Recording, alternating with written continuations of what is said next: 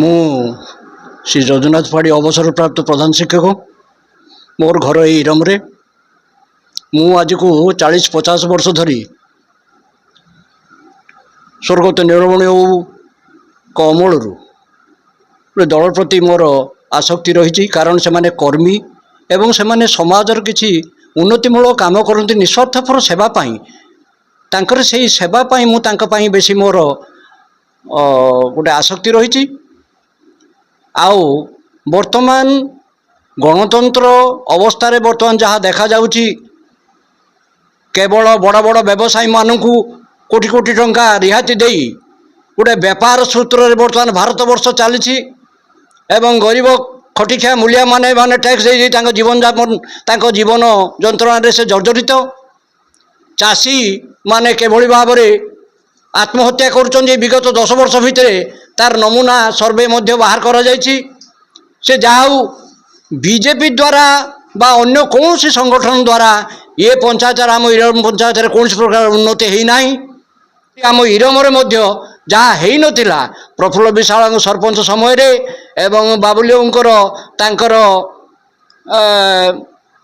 MLA ସମୟରେ ବହୁତ କିଛି କାମ ହେଇଛି ଏବଂ କଲ୍ୟାଣ ମଣ୍ଡପ, ତା ଛଡ଼ା ଆମର এই ଯେଉଁ ସାଂସ୍କୃତିକ ପର୍ଯ୍ୟଟନ କେନ୍ଦ୍ର ହେବା ପାଇଁ ବିଭିନ୍ନ ପ୍ରକାର 4 କୋଟିରୁ ଉର୍ଦ୍ଧ୍ୱ ଟଙ୍କାର ଅନୁଦାନ, ତା ଛଡ଼ା ଅନ୍ୟାନ୍ୟ ସେ ଷ୍ଟକମ୍ୟାନ ସେଣ୍ଟର, ଡାକ୍ତରଖାନାର ରୂପାନ୍ତରକରଣ ଏବଂ ଆଦର୍ଶ ବିଦ୍ୟାଳୟ ସେ ଏଠି ବହୁ ସଂଘର୍ଷ ମୂଳେ ଏଠି ବଡ଼େ ପଦାରେ ସ୍ଥାପନ କରାଗଲା। ଆହୁରି ମଧ୍ୟ ବହୁତ ଉନ୍ନତିମୂଳକ କାମ ଅଛି।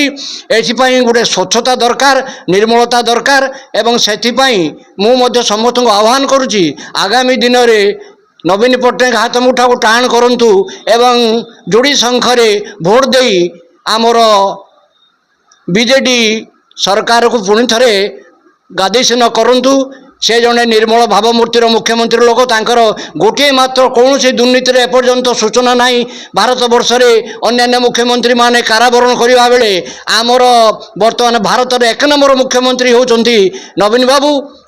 ଆମେ ଏହି ପରିପ୍ରେକ୍ଷୀରେ ଆମେ ସମସ୍ତଙ୍କୁ ମୁଁ ଆହ୍ୱାନ କରୁଛି, ସମସ୍ତେ ଆନନ୍ଦ ମନରେ ଯୋଡ଼ି ଶଙ୍ଖରେ ଭୋଟ ଦେଇ ସରକାରକୁ ନିର୍ବାଚିତ କରନ୍ତୁ ଏବଂ ନବୀନ ବାବୁଙ୍କ ହାତ ମୁଠାକୁ ଟାଣ କରନ୍ତୁ। ଏତିକି ମୋର ସମସ୍ତଙ୍କୁ ନିବେଦନ।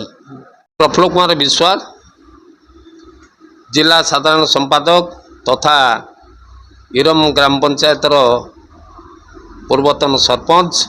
ସମ୍ଭବ ହୋଇଛି ବିଜେପି ଯେଉଁ ବଡ଼ ବଡ଼ ଚିତ୍କାର କରୁଛି ବର୍ତ୍ତମାନ ଆସି ଓଡ଼ିଶାରେ, କିନ୍ତୁ ବିଜେପି କୌଣସି ଜାଗାରେ ଗୋଟିଏ ମାଟି ଠୋପାଏ ପକାଇ ନାହିଁ। ମୁଁ କହିବି 2018 ମସିହାରେ ମୁଁ ଯେତେବେଳେ ସରପଞ୍ଚ ଥିଲି, ମୋ ପଞ୍ଚାୟତ ଅଫିସ ଆଗରେ ମେଳନ ପଦାରେ ଧର୍ମେନ୍ଦ୍ର ପ୍ରଧାନକୁ ଡାକିଥିଲେ, ଯେଉଁଟାକି ଇରମ ଆଜି ଶହୀଦ ପାଇଁ ସୃଷ୍ଟି ସାରା ଓଡ଼ିଶା ସାରା ଭାରତବର୍ଷରେ ଦ୍ୱିତୀୟ ଜାଲିଆନାବାଗ ଭିତରେ ପରିଗଣିତ। ଧର୍ମେନ୍ଦ୍ର ପ୍ରଧାନ ମହୋଦୟ ଏଠି ବଡ଼ ବଡ଼ ଭାଷଣ ଦେଲେ ଯେ ଶହୀଦଙ୍କ ଉଦ୍ଦେଶ୍ୟରେ ମୁଁ 50 ଲକ୍ଷ ଟଙ୍କା ଅନୁଦାନ ଦେବି, ଫାଙ୍କା ଆବାଜ। କିନ୍ତୁ 18ଠୁ ଏପର୍ଯ୍ୟନ୍ତ 2024 ମସିହା ପର୍ଯ୍ୟନ୍ତ କିନ୍ତୁ ଦେଇନାହିଁ, ଗୋଟେ ଟଙ୍କା ବି ଦେଇପାରିଲେ ନାହିଁ। ନବୀନ ସରକାର ଥିବା ସମୟରେ ବିଜୟଶ୍ରୀ ରାଉତରାୟ ଏବଂ ତାଙ୍କର ସୁପୁତ୍ର ବିଷ୍ଣୁପତ୍ର ରାଉତରାୟ 4 କୋଟିରୁ ଉର୍ଦ୍ଧ୍ୱ ଟଙ୍କା ସେ ଶହୀଦ ଉଦ୍ଦେଶ୍ୟରେ ଦେଇଛନ୍ତି।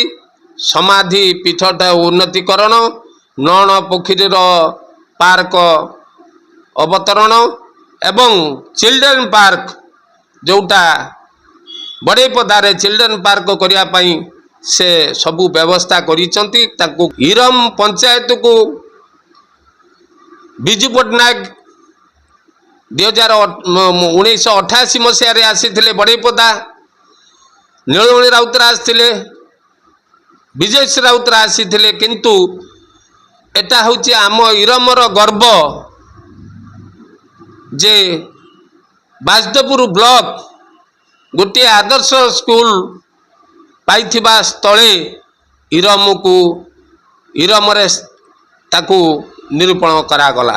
ସମସ୍ତଙ୍କୁ ଓଡ଼ିଶାବାସୀଙ୍କୁ ଅନୁରୋଧ କରୁଛି ସମସ୍ତେ ଡବଲ ସଂଖ୍ୟାରେ ଭୋଟ ଦେଇ ଯୋଗଯୁକ୍ତ କରିବେ, ନବୀନ ପଟ୍ଟନାୟକକୁ ହାତ ମୁଠାକୁ ଟାଣ କରିବେ।